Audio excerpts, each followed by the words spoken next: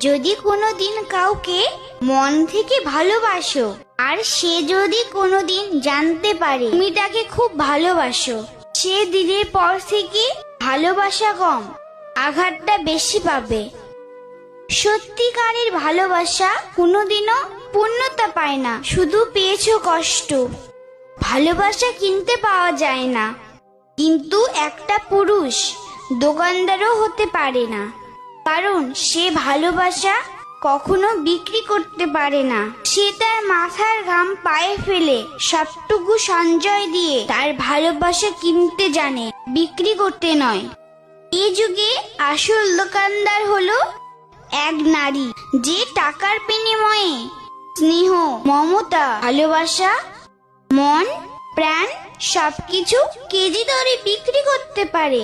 সে হলো একমাত্র নারী, রাধে।